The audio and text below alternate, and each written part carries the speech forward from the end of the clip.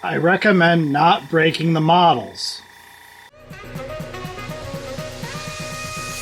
Hello and welcome to the Poorhammer Podcast, episode 155. I'm your host, Brad. This is my co-host, Eric. How's it going? And on today's episode, we did something very stupid. Somehow it worked out, though. We're here today to prove to you that you, as a busy adult, can, through the power of magic and friendship, And a couple $100 of unpainted plastic soldiers and painting supplies, can paint a Warhammer army.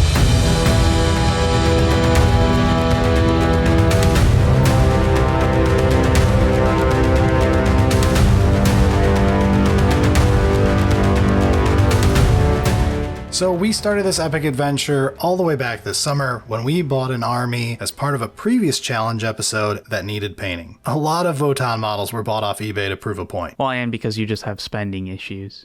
To set expectations a little for this, Eric has never painted more than a few models total in his life, including not even a Baneblade. Hey, I have a few armies under my belt. I'm used to doing mass army painting. I've learned some things over my time doing it, but I'm also no pro painter. All of my armies look mediocre and like, what you would see at your LGS, more or less. We're basically the skill level of two randos that go to your local game store. yeah, which kind of led us to the question of like, how do we prove to you, normal average viewer, that you can also paint your unfinished army? So we hatched a plan. It was based on some old challenge videos I've seen from the likes of like Ninja, Miniac, Goobertown Hobbies, all of those. I learned how to do big painting projects like this from those challenge videos. And we looked at the Kieran show as well to figure out how to avoid failures, like not painting white or black all day for 3 episodes in a row. I don't know why they thought we needed to learn that lesson multiple times, but whatever. We'll get into our genius idea and the problems that we had executing it, but there was one last little wrinkle to this whole adventure. I lied. We had 3 unpainted armies due to that challenge. Yeah, spending issues. So we came up with a much more ingenious plan. Scam a couple YouTubers into helping us prove this process and turn it into sweet, sweet collab content. We're YouTubers now. All right, so obviously everybody just mysteriously got in a call after receiving boxes in the mail, and you have no idea why you're here. I have challenged Brent, Casey, Kieran, and Kieran to a painting challenge, a duel, as it were. But we're going to do this like adults. We're not going to be sitting here for 24 hours straight, everybody hammering out a paint job powered by Monster and Gamer Fuel. We're going to be doing this like adults. We're going to set ourselves up for victory. There will be no Kieran having a breakdown midway through the challenge because everything was unplanned and went terribly. The idea is simple. Every team has received a 2,000 point army from one of our previous episodes. Each of these armies is primed black, and at the end of this 24-hour challenge, you are to present your painted army. You may start and stop the clock as you please, work normal hours, take breaks, stretch, go to sleep, plan ahead, paint test models, come up with a scheme, and work as a team on a single task. And that led us to 3 teams in a challenge against each other. We have Casey from eBay Mini Rescues, Brent from Goobertown Hobbies making up Team Ramrod, And we have Kieran and Kieran from the Kieran show, making up Team Jason, because that just makes sense. obviously. And then we have myself, Brad, and Eric, and we're making up Team Poorhammer because we're unoriginal and can't think of anything clever. So the 3 teams set out on our own asynchronous adventures to get these projects done and figure out how long it took each of us to paint an army. This led us into what is essentially the genius plan I had for painting an army, which is the power of friendship. We're big fans of the phrase "no man is an island." You, no matter who you are, if you're playing Warhammer, are doing it with other people. So you likely have a friend group around who also has unpainted armies, or if you're real lucky, they don't have unpainted armies and they're just going to help you. Yeah, you can take advantage of working together to finish armies and just hobbying together to enjoy the time and make it less of a slog when you're going through batches of the same process. And we'll talk about how that actually turned out and how well it worked or didn't in certain ways. But the plan was to have Eric and I divvy up the tasks between the two of us after we found out a paint scheme we wanted to try executing on, and have Eric focus on the things that he was good at and liked doing when it came to painting in his very little experience in doing so, while having me pick up the the slack from there to do the other steps that I felt more comfortable with, that Eric thought he wasn't up to the task for, and still making him do a little bit of that so that he gets out of his comfort zone. And from there, we would end up with a painted army in quote unquote half the time. Did it work out? You gotta sit through the whole thing to find out, really. But long story short, yeah, ish. It was fun. Sometimes, mostly. We did it in an amount of time. And it was finished. But that gets into the real lessons throughout this. So as much as I was learning painting, especially at an army scale, we were also learning a lot about cameras and video and shooting stills, let alone like actual video, especially when we were trying to do something in that video, like painting. And let me tell you, anyone who does painting tutorial videos deserves way more props than you're giving them. This shit is hard. Yeah, we spent a lot of time during this project just trying to figure all these technical things out. So the question on that is, when you do your airbrushing, do you pull more closer to you or do you push back further? Never thought about it once in my life. No idea. We'll find out. Okay, because it does matter. My guess is I'll be like this. Not particularly fun trying to figure out all that positioning stuff, and we went through several spots that were not, like, we're just not going to use some of those takes because it's awful. So when you're done with our adventure, you can see how much better other groups are at camera work in their adventures. Absolutely, go take a look at their videos. We should have link in the description. Now, we can get into the actual adventure. We got everyone together, and I gave them the option of, do we want to have a 40-hour time limit or a 24-hour time limit, just for a little bit of stress between the teams. When you're doing this at home, we're clearly not telling you to have a time limit. This is for our pushing ourselves against the other teams. And like, even when we were, trying to put that together, it was like, yeah, it's a loose time limit if we go over. Like, don't just stop painting. We're going to finish the army. But obviously, for the sake of making clickbait, everyone agreed 24 was the better option, even though 40 was more realistic. So, the goal was to finish an army in 24 hours with the two of us working on it together. So, let's begin with day 0. So why is there a day 0 and why is it important and how are we cheating so much in this project? Well, a lot of it comes down to have a good plan. Yeah, and this is something I learned way back in the day, I think from a Ninjon video, where he did a challenge, and I loved the takeaway he had of always paint a test model before you commit to an army scheme. Don't get halfway through a process and still be picking out colors. It is exactly how to fail to finish your army because you got stuck halfway through with decision paralysis.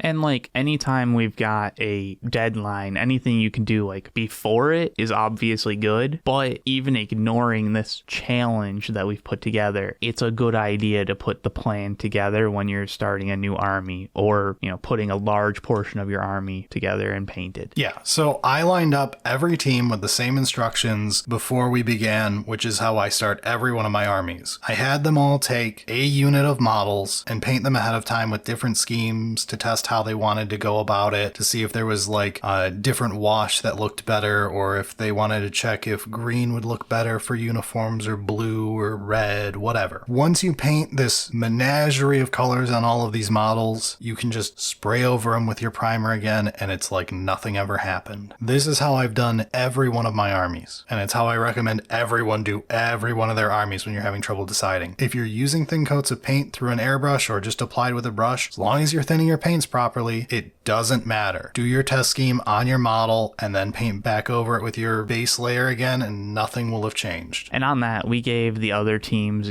fairly free creativity on the paint schemes. And the Kurans decided to choose Chaos Space Marines as their army first. And they did ask me, since it's going to be the army that I end up dealing with, because there's like another 3,000 or 4,000 points of them to paint still. They let me choose the paint scheme more or less, and I bounced around a couple ideas, but when I mentioned Iron Warriors, Kieran lit up, so I let them roll with Iron Warriors. And it's one of my more liked legions, so we're pretty happy with that. Yeah, and then Team Ramrod chose Guard. And guard is going to our local player who happens to be my beloved little brother who has never painted an army, whines every single time we try to make him paint, so he got zero say in this. It is whatever they want, so they can choose whatever colors they like. And that left us with Votan, and neither of us are getting this army as theirs kind of thing, so we had to talk with our local player that was going to get the army to figure out what they actually wanted. Yeah, and this list is actually more than what we bought for that episode. It contains a couple of his personal models that he had gotten beforehand. So we painted up the test models. I painted 11 of them, and we don't talk about the 12th one I painted. It was ass. It was either 10 or 11. It was 11 because it was originally 12, and I just sprayed over the one. It sucked so bad. Okay, yeah. But we went through all 11 of the models, talked about the schemes that I did on each one, did a few little revisions on his favorites. So we ended up with a very nice tans and blues with red accents. I really liked this because it reminded me of one of it's a Calm Down Old World fans, but it's a Warhammer Old World army.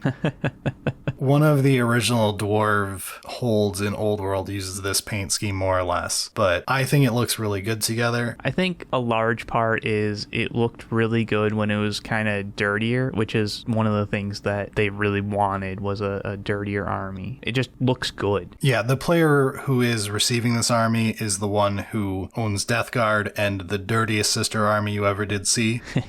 So he likes some filth. He very much enjoys streak and grime. So that was one of our things we decided to do with this. The final paint scheme uses streak and grime primarily to be our shading. And I think it turned out pretty good, at least on the test model. And then we'll see over the course of this how it worked when we got to other types of models. But yeah, I'm just really glad he didn't choose the yellow and black scheme. There were a couple test models that it was like, I really don't want to do this.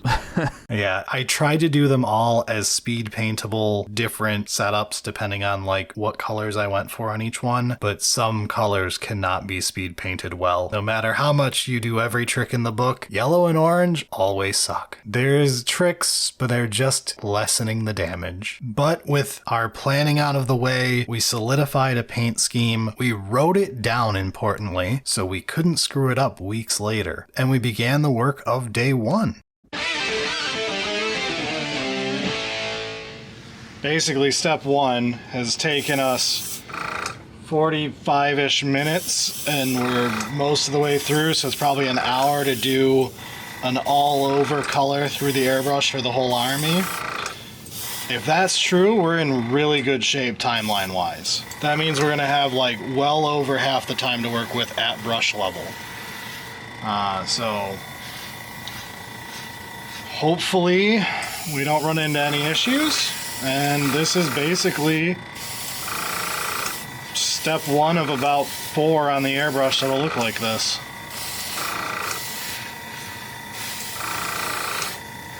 Yeah, we did a lot of good things there on day 0 with the planning and figuring out the schemes and how we were probably going to tackle the majority of it, with one slight mistake or misstep of not thinking about the vehicles that we had to do. We painted up a bunch of generic troops and the vehicles are slightly different.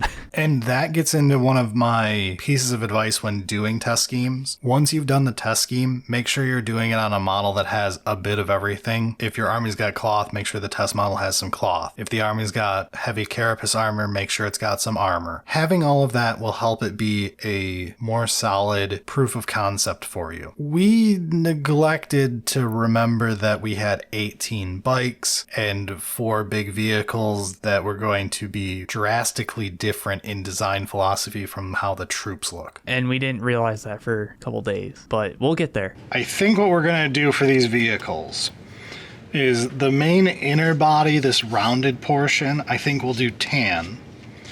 I think these side areas, like this big armored section, we'll do in the blue. And then these most raised bits right here, like these 5, I think we'll do those as our accent red, which should really pop portions of the tank and make it feel like it's got all of the colors going on. We may take the tan up a little brighter on the tanks. I'm not sure yet. We got to see how they end up looking. Day 1, though, pretty easy. We did a bunch of the planning, and this was just turn the army blue as the undercoat. Yeah, it was a very short day 1 for us. I believe this clocked in at barely over an hour for us. I mean, for the painting portion. We spent an entire afternoon trying to figure out cameras.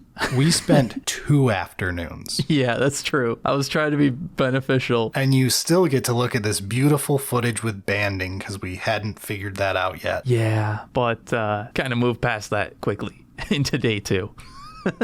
Day 2. Yeah, I mean, realistically, this shouldn't take more than 6 or 8 hours. I think we've done the YouTube challenges for a while. 6 to 8 hours.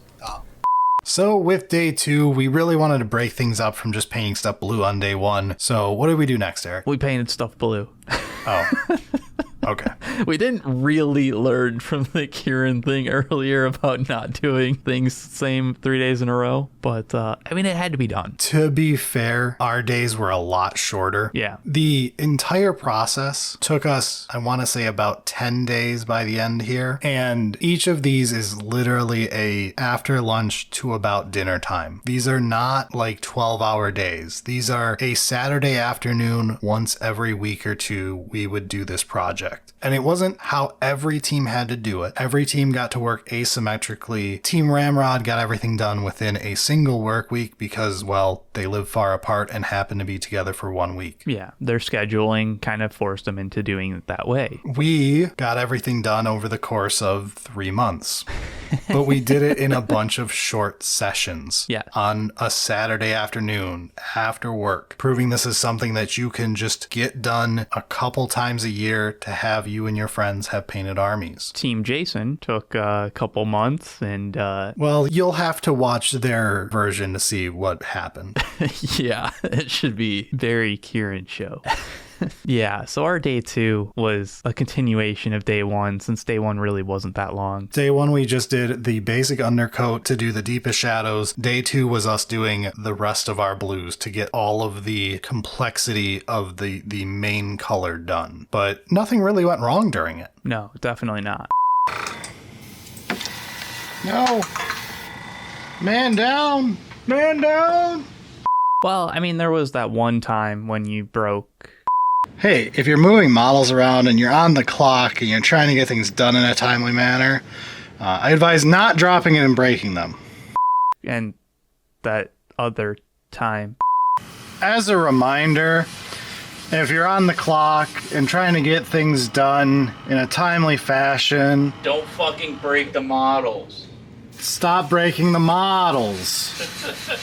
But it's all fixable, right? I'm still mad about those stupid Terminators, the Hearthguard or whatever. That shoulder thing is stupid to this day. It has been months since I broke the last one, and I'm still mad about it. A bunch of the things that you generally drop and break, I'm like, nice job, Brad. Most people wouldn't have done that, but you have gorilla hands, so you get a pass, I guess. You can fix it. Those ones are like the Necrons of like, you looked at it wrong and it fucking shattered. So that wrapped up day 2, but now it is time for us to move into day 3. Where did you get what is that tank? Is that a Hellhound? I think. Oh, Where did you get that? Oh, that's an eBay rescue, baby. That's your domain. Because we stripped it. We got footage of what was underneath your primer. Yeah, I know what you did. I know what you covered up. Maybe something we'll talk about more next time is we were trying a new method of putting our symbols on, and it works extremely well, and I'm excited to really show it off to you guys and look at it in person, and we'll tell you what we do. Excellent. It's a secret for now, but that's going to be a good one. All right, looking forward to it. Fantastic. Have fun with the bugs.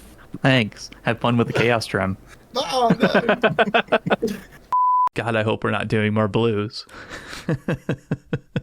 Luckily, no. It's browns this time. Focus on the ass. The ass is important.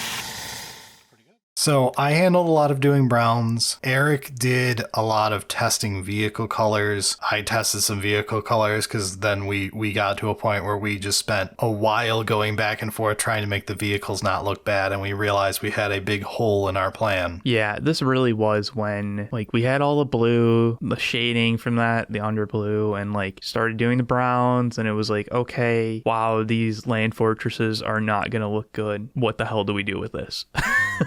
I think we were still having trouble with just the Sagittars. We hadn't even gotten to how bad the land fortresses would be. That was several days of figuring out. True. So this was where we realized, but like I don't think we fully accepted that like we didn't understand what we were doing. It was like, oh yeah, we'll try a couple things and we'll figure it out and it'll be fine. Yeah. So this was again a full airbrush day. Hell yeah. And I think it's the last one I got. No, this is the last day I got to stay on the airbrush. Yeah, I think there were a couple times you might have hopped over, but this was the end of your primary airbrushing. So these were the halcyon days that we miss. So airbrushes are magic. They make everything less painful, and you should invest in one, especially if you have a whole army to paint. Though, if your air compressor is failing and spitting out water, just accept that it's garbage and stop trying to make it work.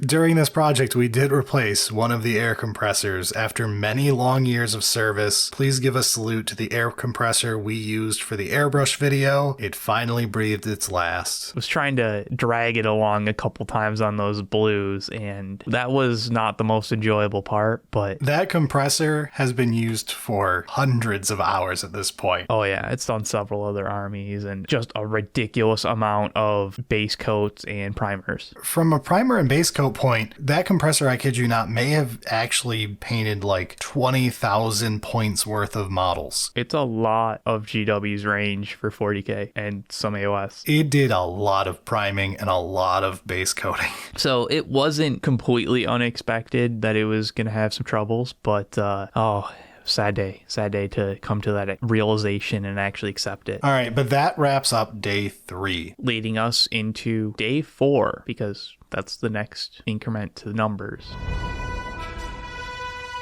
Our current goal is now we're going to go through with our secondary lighter brown, which will be caramel brown, I believe I've chosen. I also found, for the first time ever, I'm using a too thin coats paint for like a super light brown that we might end up using sometimes. But the caramel brown will be the lighter brown that we end up using. And then we're going to do faded ultramarine on all of the blue sections, but only zenithal straight up from the top. And that'll be lightly done, thinned down, so that'll be a nice highlight on our blue color. It won't feel like its own color. It's just going to pop the blue on all of the biggest panels that are upward facing, like knees, shoulder pads, outstretched arms, stuff like that. So those steps will be next. I expect that'll take most of our afternoon today. But that's basically the airbrushing. Yeah, after that, I think I'm going to have Eric keep working on the final parts of the airbrushing, and I'm going to start hand painting all of the red. So you'll have Eric over here on the cameraed one. He'll finish up airbrushing while I start doing the really boring stuff. I figure I'll do a little bit of hitting some dry brushing on our browns, finishing up our red areas, might start touching silvers. But I think I might wait for Eric to do the silver parts, and then we'll split up the chores from there. But then we're getting close to where we're going to be when we do the big dunk wash on everything. So I expect you'll see a couple updates over the next 6 hours, and then when we're at the halfway point, we're hopefully to the point where we dunk wash everything, but I'm betting it's going to take a lot longer to do the paintbrush work than I think it is. And this is where we actually started to put red on the model and make it pop, as opposed to a bunch of like kind of muted blues and browns. The end vision was starting to show itself. And a big one was I started working on skins just to have all of the major features of a model painted in their correct core colors. And it helped a lot on making the troops feel done, in air quotes. Yeah, I mean, far from actually done, but like it looked like an actual Warhammer model. model as opposed to just a bunch of plastic. And I will say, I distinctly remember playing a lot with skin colors, trying to get them right. I have never done good with this stuff. This was like my growth on this army was I do not often paint skin. I keep helmets on my models. I painted Necrons for my first army. I've painted 2 armies of demons who I don't have to care about getting something my eye goes, that's a human skin tone. Yeah, no, all of those wild colors are definitely not what was used for Votann. So I think I came up with a good recipe, and then I played around with some contrast paints that got me really nice variation. So I ended up with a bunch of very nice different hues throughout like various skin tones to make a really nice believable variety so that they didn't look like a bunch of carbon copies. Yeah, this is also where some of the bike fun started showing itself with putting the white stripe down the front of the bikes. Actually, not too bad in hindsight, but it ended up looking very good, especially once we got done with washes and everything else. But it took getting used to. It was nice actually getting our masking tape working and looking like pros once we got it working. Eric got really good at masking putty during this. yeah, our masking tape wasn't particularly great. And so I had some of the putty there, which just kind of helped so there wasn't like bleed through, which was really starting to get annoying when that happened. I really quite like masking putty. It's nice. I think that's one of the things from this army that I feel much more confident in at the end now is being able to do a stripe or a nice like half one color, half another using masking. Yeah. I had never really done masking on a model before, and I did some of the bikes, you did some of the bikes, you did all of the vehicles. I did some touch up on a couple vehicles later when we went back, and I think we did a really good job on the stripes overall. I'm not saying we're pros in one army of this, but better than I thought we could do, especially given the color we chose was white. Yeah, that didn't help. But yeah, I think learned quite a bit through it as well of like, yeah, a lot more familiar with, the techniques at the end and, wouldn't be opposed to doing something like that again. Wasn't actually terrible. But that kind of wrapped up day 4. All right, so day 5. All right, we're back a few weeks later. Half of Team Ramrod has retired. The other half went on holiday, came back, and we're still not done. So let's do a status update. Brent, you guys still done? Still done. Oh, wow. Okay. Excellent progress. Team Jason, how are you guys doing over there? Hating life. Just stuck in a perpetual world of trim. Love the constant Mobius strip of cat. Move cat off table, cat back on table. Move cat off table, cat back on table. All right, welcome back to day 5, 6, 5, something. We did 4 hours last time. We're up to 14 hours in. So Eric spent the whole day doing these bikes. And most of them look like this now, with red all over them, pretty good. But they obviously need their finishing touches all over to get the blue finished off around these areas to red. He started doing the lines. He only did 3 of them. I think we're going to skip doing those for a bit and move over to doing the vehicles just so that we've got something to show for it, because if he spends the next 4 hours doing these lines, it'll be pretty disheartening. This is when I got to do a bunch of the most boring tasks on an army, cleaning up your past mistakes. So we let everything get away up until now with looking close enough, and this is where I went, all right, I've got to check all the shoulder pads look nice and clean, because that's one of the first places you'll look. We've got the skin mostly done by this point. I was figuring out my different contrasts, so skin was mostly put away, and I had to focus on the rest of like the upper bodies to get them all nice. And like, there's still going to be some things that were, didn't have to be perfect because it was kind of hidden, but the big primary obvious ones needed a lot of cleaning up, like the shoulder pads and stuff. They didn't look good. They needed the touch up. And yeah, this is where I started on the Sagittars and Land Fortresses, like, because we thought we understood what to do. We thought we had a great plan. Yeah, the Land Fortress is deceptively difficult to make it look good. It's a lot of just flat space. Flat space awkwardly cut up. Yeah. It was difficult to make our scheme work with it, but it worked after many failed attempts. Yeah. Many many failed. So, which honestly, it was a huge boon to doing this on an airbrush, because it didn't really matter that there was, 5 or 6 or more attempts. You spray it over again and it like disappears. You don't lose any actual detail or any of that kind of stuff. Very simple to just try again, which was good. We needed that. Yeah. Meanwhile, I sat over there, hunched over a wet palette, going to town with the same blue mid-tone and highlight and red mid-tone and highlight, and back and forth fixing up every shoulder pad on every single character, and then checking for other major errors all around the place. And I spent several hours sitting there doing that, and it is the worst part of every army. There's no avoiding it. At some point, you gotta get it done. Yeah, I think this was one of our longer days, but it does wrap up day 5. Last time, we stopped at the 22.5 hour mark, just shy of it. We're just calling it that.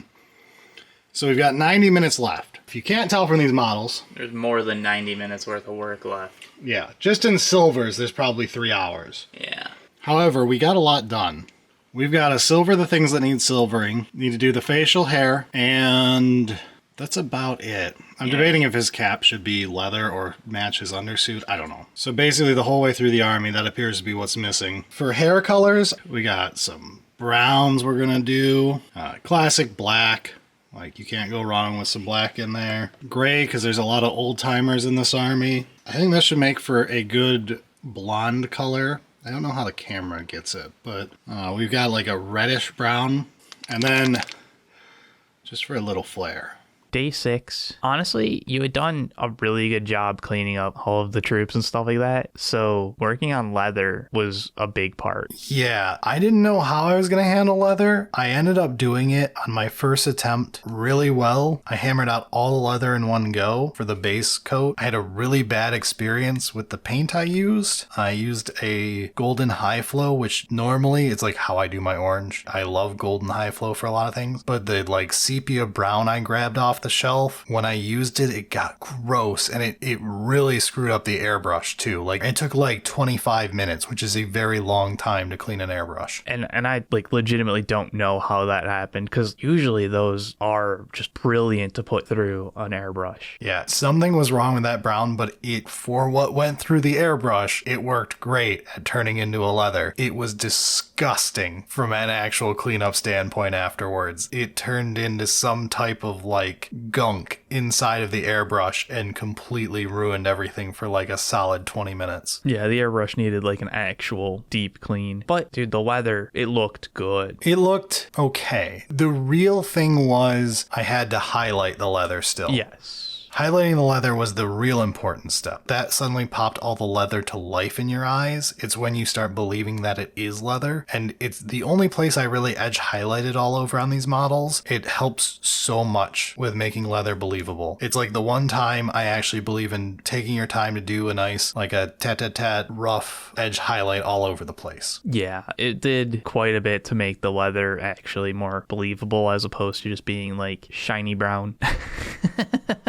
Which it kind of did look like that. But altogether, yeah, the leather came out pretty well. This is also when I got Eric off the airbrush to help with a whole bunch of painting silver. Yeah, dude. The bikes were not fun. No. Oh my god, the bikes. During every step of this process, Eric hated the bikes. No, it's not true. There were several points where I was like, this was fine. And then I would get to the 12th bike and I'd be like, I fucking hate this. It would constantly go back and forth. And then it'd be like, oh, I need to start a new section of the bikes. This is going to suck. And you'd get 3 or 4 in and it'd be like, oh, this isn't so bad. You hit 12 or 13 and it's hate my life. I'm done with this. So too many bikes. Yeah, don't paint 18 Votan bikes at once is the real takeaway from this whole episode. Basically, yeah. But we did finishing up with the white stripes. We painted silvers. Cleaned up the vehicles a bit. Yeah, I got to hop back on the airbrush while I was punishing Eric, and I cleaned up some of the blue and red on the vehicles that had splashed over, just got all the lines more cleaned up. And then I went back with just my wet palette, and just like I did on all of the troops, but on a bigger scale, I just did a nice thin coat to get all the lines sharp sharpened up everywhere. And we ended up in a really good state at this point. Like, the army wasn't done, but the army felt 90% there. Like, you looked at it and you're like, that's an almost finished army. It's just got to have a little bit of extra bits on there, some basing, and you're good to go. Yeah, honestly, it was one of those that not embarrassing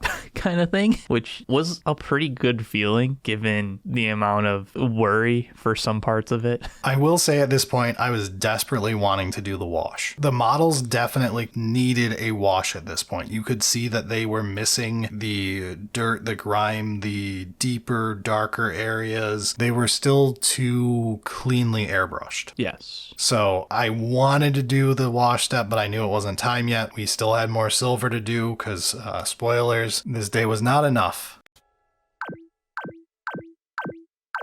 Hello, maybe. We don't know how long it's been since the last recording. It's probably been like 3 or 4 weeks now. You last saw us before the 24-hour mark. We're now at the 31-hour mark. Reason is, we got here like 2 weeks ago to keep working on stuff, and we went to record this segment, and then we got distracted by talking about video games, and then we just forgot to record. So, welcome to 2 weekends later. And all we did was silver. So last time I did leather updates, which did a lot for these models. So for all of these highlights, what I did was I took some burnt sienna and some Dubai brown, I mixed them up, and I just highlighted all of the edges, gave them a nice worn leather look, and it's done a lot to improve these models, especially from a distance. It like really sells that they're wearing a worn leather jacket look. And then we started working on all of our silvers everywhere on the army. So this led us into day 7, where we came back and finished doing silver. And this is where I got to do a lot of the work on the characters, which they really needed, and finally called it an end to day 6 and 7. We didn't get any footage of this area because we were just cranking out on silver the whole time. Yeah, with the end of day 7, silver was done and led us into day 8, which was basically let's actually do the wash. This is the streaking grime we're using. It is your generic AK streaking grime. This is what people mean when they say streaking grime. All right, so after you let one of these sit for about 20 minutes, it starts to dry like this. It's pretty soaked. The majority of these I'm going to blast with the airbrush to make this go a lot faster because I'm impatient. But if you ever do that, you must wear a heavy-duty gas mask and vent that out the window. That's your warning. Take enamel spray seriously. Don't do it in the first place. But now, once they're dried for 20 minutes, we're going to take some thinner. We're going to take one of these makeup things, pads, whatever, wedges. You can do it without the thinner at first, but I want some thinner on the wedge just for later. We're going to go over it, and in a downward motion, we're just going to pull off all of the enamel paint. And then it should stay in the crevices and give them a nice, thorough, washed look. That was too much. That's why you don't really want to use the white spirits at first. You'll pull off more than you mean to. So I'm going to use the other side and keep pulling. And we will end up with a really nice shaded look at the end. Now, you've got a lot of working time with this. Way more than you ever would with like even a contrast paint if you're used to acrylics. So we can let this sit another hour, go back with some white spirits if we don't like how this one looks versus the rest of them, and keep on reducing. So for day 8, Eric was sick now, once again. Downside of doing this over a couple months is eventually someone's going to be sick on a weekend. I ended up doing the wash step basically without Eric, as it really didn't take much effort. We had a fun adventure. I'm almost kind of happy I didn't show up given. You would have complained so much. I would have. Well, and I feel like I would have been justified in my complaints given this. Our buddy and I agreed. My brother was whining too much about the fumes. It was fine. We did it safely. I'm gonna suggest anybody doing this type of step does not follow what you see. Do not do what I did. Just apply your streaking grime by hand. It is not acrylic, it's an enamel. It's very dangerous to inhale, so don't aerosolize it through an airbrush. So anyway, I had our friend help me get a ventilation system very expertly set up out the window in the basement. Berilio can post a picture of our wonderful ventilation system I hooked up. And then, yeah, I aerosolized a bunch of enamel paint to get it done faster because I didn't have Eric around. So that got all the wash done in like 20 minutes. It was real fast. I mean, that is good, but the fuck, man.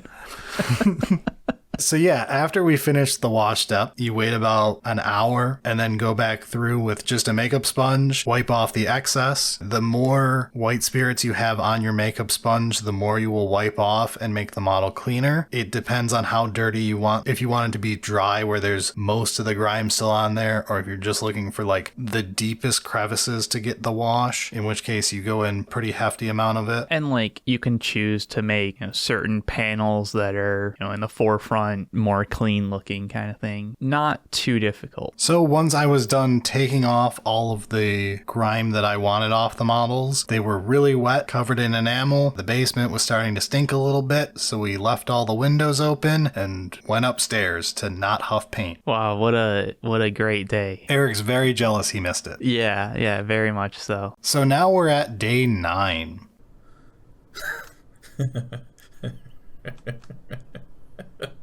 Welcome back to another beautiful day. So we did the streaking grime, and then we let it sit for the week. You only have to let it sit for like a day, but we're back next week. It did a beautiful job, and this again was just you slather everything. Did it with an airbrush because it was quicker, and then you take one of these makeup sponge, whatever, and you just wipe over it, and it'll stick in the crevices, and you get this nice like dirty buildup look. So it looks like the thing has seen a lot of age, still well maintained, but something that is clearly old and has been running around on battlefields. Get a little bit of that dirt kick up everywhere. Does a nice job. You'll also notice that I just started today with doing these metal trims because we finally had our recipient of this army say what he wanted for the windows. He said they can stay black, but he wanted metal trim. So I'm going to do that today. And we're doing a ton of basing today. We're hoping to get this all done, and the army should be basically there. So things that are left is basing and glowy bits. Here was our tester from last week. Very nice. Just in case anyone is very new to painting and has never done something like this before, it's way easier than it looks. You do not paint like this. You paint with the side of the brush. So I'm going to take the side of the brush. We're going to touch just this part.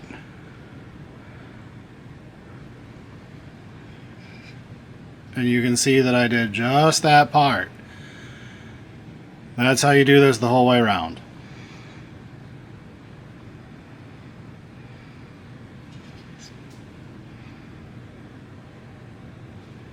If you make a mistake like I did right here, second brush with water, put it on.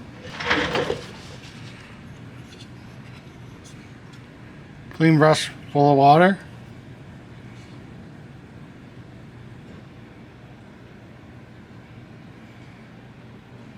Get it nice and soaked, and then pull it away.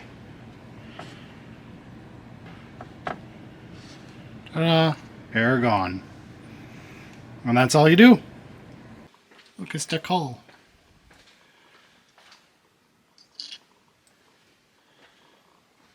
So yeah. Eric was back by this day. We basically just revarnished everything matte again. It took like 20 minutes to do. It's really not hard. For those who always wonder about if you should varnish before you do enamels or oils, you do not have to. However, I did it in this case because I wanted to change the finish of the model. So I gloss coated all of them first because I wanted this to end up as a more uniform, not dirty on all of the panels, only dirty in the crevices type wash, and that would help it flow. If you want it to be dirty everywhere, you want it to be matte, which most of the paints we use are, so I wouldn't have needed to varnish them first. And then we started adding glow effects by just painting white over the areas that we wanted to glow and then throwing Tesseract glow over that once it dried. That was basically all we did this day. I think we kept it very short and it was time to move on. And next up we'll be doing the basing, which we're just going to use Vallejo Russian mud and slather it on all the bases, and then we're going to throw some tufts on them. We're going to run around and do everybody's glowy bits. This is again our... We're going to run around and do everybody's glowy bits. This is our little test model as always. And everyone should look like him pretty much at the end. So that's the goal for the day. For basing, Look at these beautiful models. I did the glow effects. Literally just Tesseract glow over white. That's all you do. For basing, we slapped the basing material down, which is the Vallejo Russian Mud. And then we threw some random tufts on. We just used Gamer's Grass because it's really cheap. And we just grabbed a bunch of random green looking colors. Some of them are these like bushy ones. Other ones are more typical grass. But now, I'm doing something a little spicy. I grabbed this Wet Effects from MIG. And you just take it on your brush. Get a little dab on there. And then you go over the base. Trying to get it to focus on the base is very difficult. There we go. And you can just dab it around. And what it'll do is it'll make the base permanently look shiny and wet there. After it dries, it doesn't get any more matte. So now I'm running around the base doing this on all of them. And we'll see how it goes. It should look nice and swampy when we're done. That's the goal, is to end up with like swamp bases. There we go. And that's one guy done. Now he's got to hit the rims with Vallejo Black and we're good to go. It's time. We're finally done. Look at them. All they need now is that delicious black base ring. So now I'm just going to sit here and rim all the bases and we're out of here. There's also a dog here today. This is really hard to do through a camera, by the way, if anyone's ever tried this. But yeah, we're going to do this all the way around everything. Fuck. Broke my shit. Also, my wrist is in a brace because of our Christmas celebration. Don't ask. This is the plan for the day, is hit all this and call time. For those wondering what time is going to be, we're at like 44 hours right now. I'm just going to call it 45. The first guy of the challenge is done. We just got to wait for it to dry now. I'm pretty happy with how these turned out. Well, we'll do the rest of these and then final reveal shots. See y'all in probably 20-30 minutes. Yeah, so that led us into day 10, which was finishing the models, which is basically just basing and then, painting the rims so they're finished. And technically day 10 happened over 2 days because we waited after the basing material was on. Once it dried, we did the adding stuff to the base, but whatever. It's day 10. We did slapping down basing material, just Russian mud over everything. And then once it was dried, we threw on some grass tufts and I got out the secret sauce, which is a wet effect that you add to your dirt and it will make it glossy wherever you add it. And I would just brush it in big areas over it to make it look more like wet mud. And it sells the effect really well of a swampy base, which helped a lot with the streak and grime look we had on the models and really helped bring it all together so that it looks like a well-kitted, nicely upkept army that happens to be going through gross areas right now. And thus, like, their deep crevices that they haven't been cleaning are having dirt everywhere and are starting to get buildup that they won't, clean off until they get back to their hern ship or whatever. It was also just an easy base. It is. And that's the beauty of it. But that basically concluded it. All right, and that wraps up the project. So we did a final meeting with everybody where we showed off all of our completed models and got to see what everyone else had been working on for these past few months. So then we've got our legendary bikes. There were 18. These are really cool. Love the red. They're probably half the total time of the entire army. These have like tenfold the detail of any other thing in the faction. Beautiful. Still images in focus. Wow. But yeah, the tanks turned out pretty well, and one of the things. I would say so. Yeah, thanks. Thanks. But one of the things that really helps, I think, are the sort of freehand designs on there, where we've got squad markings and company markings and all that kind of stuff, and like a little bit of flair and it's drawings. Insane in person. Like, I like it too. Thank you. it is so nuts how good it looks in person. And having seen how wonderfully both of the other teams handled these, I'm still pretty proud of what we did. You can definitely tell that like we're the more amateur group. Look, we went up against Goobertown, eBay Mini Rescues, and the Kieran Show. 2 of those are impressive.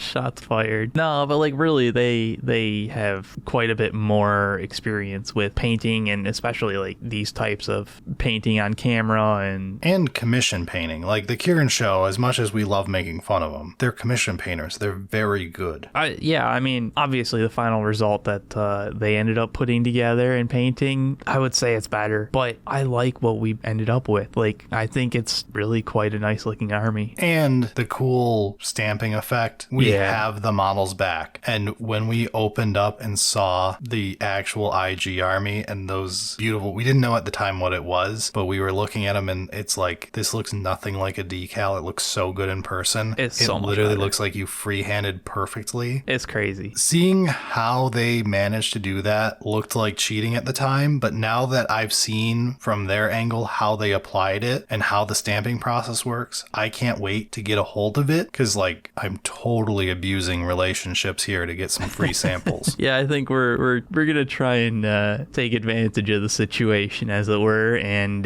try these out for ourselves, because dude, they look so good. But I think if we applied that to the Votan army, which we should, I think we could get some really nice results, and it would really level up what we did another tier to make it look way more professional than what we thought we would be able to pull off. Because we did the little decals on the... It looks good in theory, right? Like, it looks like a decal, even though I did the whole process to like try to eat away the decal, and then I matte finished over that, so it blends in more, but it's still in my head, I know it's a decal. And like when you actually like hold it up close, you can tell. But it shows that like that type of characters and symbols on the vehicles and, you know, some of the shoulder pads would look really good. It's so good for instantly leveling up how good a paint job looks. And that's why, like, if we could get, like, when we get those stamps, if we could put them on these models, I think our armies would instantly look close to as good as the others did. It'll definitely add that extra flair that I think we're kind of missing in comparison. And again, we're not endorsed in any way. This was like a secret thing we just knew about in the background that they were going to show off. We're just damn impressed. Having actually received the models that they showed off on, I am fully endorsing us trying these stamps. I'm interested to see if we can actually pull it off, because like we said, like, they're really good painters, so like maybe something there in their skill set is like elevating or whatever, but I mean, it sounds like it's not too difficult, so I have optimism to actually trying this and achieving some decent result after a few attempts. Yeah, and the Kierans with their striping they did for all the hazard stripes versus ours, they certainly didn't make it easy on themselves. I'm very proud of our stripes that we did. I am too. It took me so long. And it feels like look, I did a good job, and then you look over at someone painting the Mona Lisa next to you and you're like, oh. I still like mine, but yeah, yours is better. His is better.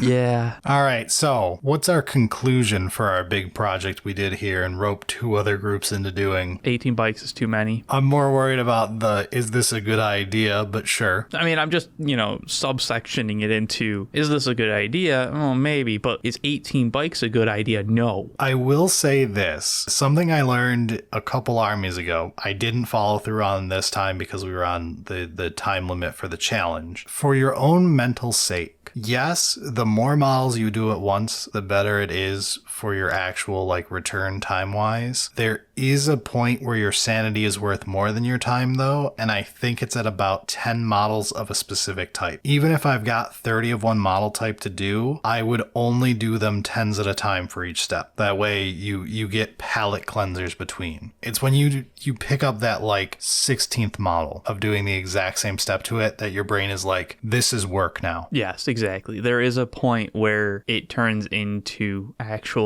work as opposed to being the hobby hobby, which can still be a lot of effort and all that kind of stuff, but like doesn't have the same connotation of, oh fuck, I gotta wake up and go to work, which at a certain point, that 15th model is like, oh fuck, I gotta wake up and go paint that model kind of thing. And it's like, that's not a good spot to be in. So I would say paint in 6s and 10s, depending on like what unit size you have. Yeah. That would be how I would handle steps, is alternating models enough that your brain gets the variety. Maybe have 2 different sets of models at 2 different points in the process so you can do something else. Just a little bit of variety in your hobby session makes it not a drag and makes it something you want to come back to the next day. And we touched on it in like the intro area of like getting together with your friends or your play group or whatever to do hobbying. And even if they're not helping you on your army or you're helping them on their army or whatever, just hanging out and hobbying together is really nice. It helps out so much. Having someone to shoot the shit with and argue One Piece stuff and come up with PoE builds and all that stuff while you're sitting there painting for a Saturday afternoon is extremely nice. A bunch of our B-roll had to get muted because we were having random conversations, or someone had on an episode of Red Letter Media or Grimbeard or some crap in the background that I don't want to get flagged for using. But it makes it enjoyable to just hang out with your friends. And like when you're all doing something kind of together, yeah, it's just fun. As for the process itself, I think all of it was a good idea, except the stupid time limit we did for content reasons. Yeah. We clearly blew past the 24-hour mark. We knew we were going to pretty shortly in. We all knew that was not going to happen. As soon as Team Ramrod at the end of week 1 was like, yeah, it took us 40-something hours, and we're like, oh no, they're better than us. Yeah. Maybe our planning meant we're not going to. We knew we were screwed. But to be fair, without the planning, this would have been maybe not done. We would have forced ourselves to finish it, but like it did help quite a bit. Yeah, so I think the planning process, very important. Test model, very important. I would even go further and say a couple test models once you have a scheme you like, and then start batch painting. Especially figuring out the different styles of your test models. You don't have to do 4 test models of, the exact same infantry model. No, do a vehicle, do a hero, do a bike, do a whatever. The other thing is, I really think I could do this multiple times a year. Ooh, let's calm the fuck down.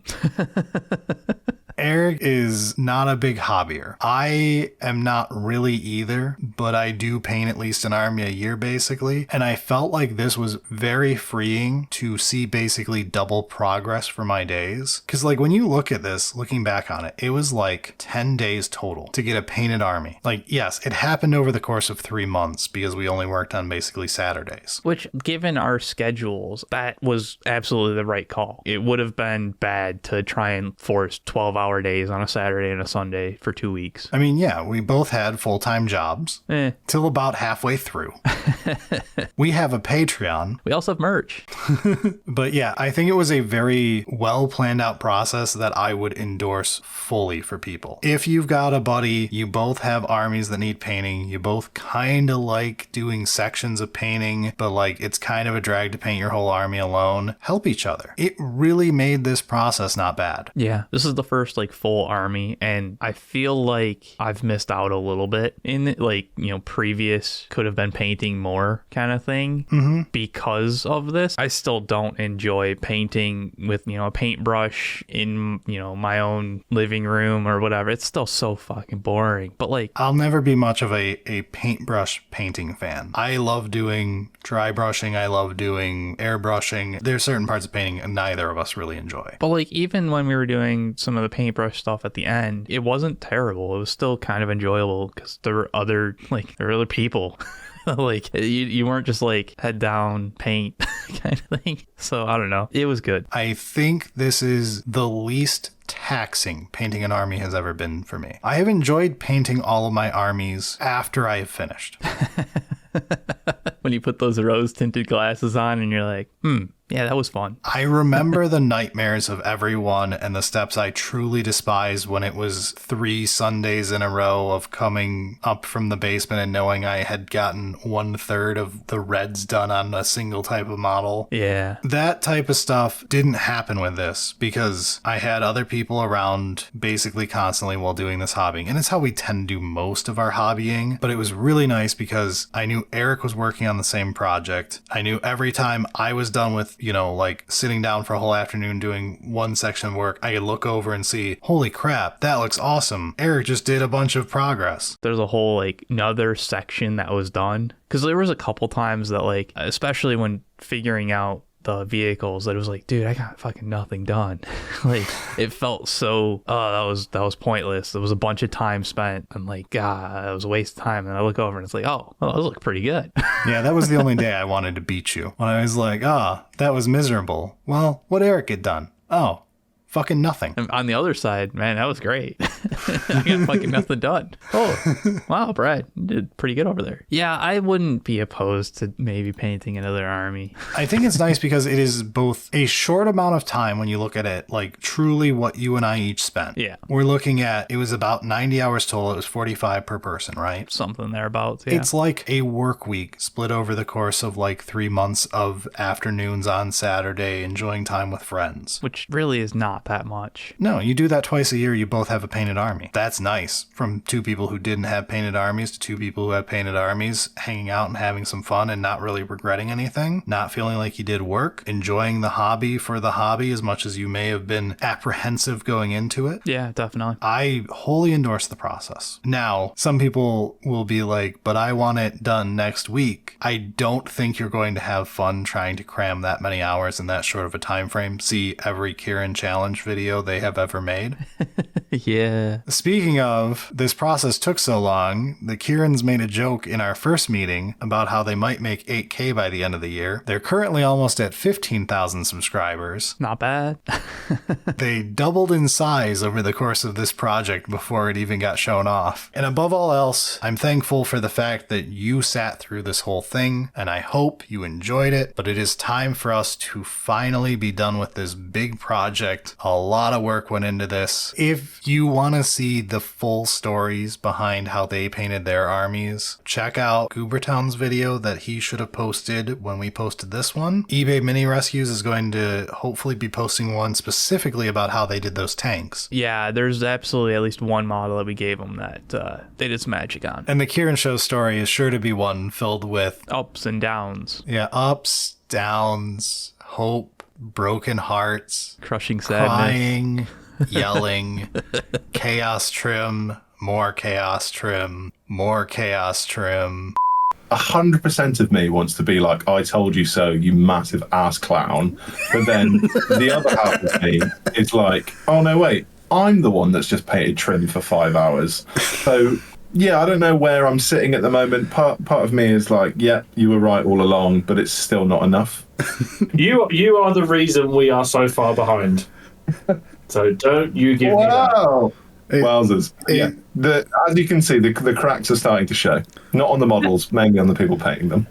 But hey, it looked great in the end, so it must have been worth it, right, guys? Yeah, there should be links to those videos in the description, pinned comment. Maybe there's pop up here, something. Take a look. But they did a wonderful job. They helped us with a crazy idea of putting this together. This was a lot of work for all parties involved. Please go give them a watch if you're interested. I bet it would mean the world to them if you would tell them how good their paint jobs ended up, because I'm blown away by them. I'm still proud of what we did, though. Yeah, and somehow we ended up with 3 really well-painted armies. And while we're on the subject, if you enjoyed this episode and you like when we do high-effort stuff like this, please consider supporting us on Patreon. It helps a lot. I cannot describe how important our patrons are to us and how thankful we are to have them. And we should have some B-roll of this process going out to patrons. It might take a little while because Berilio's put in quite a lot of work for the past little bit, and we'll get there, but there's some fun B-roll. And there's some freshly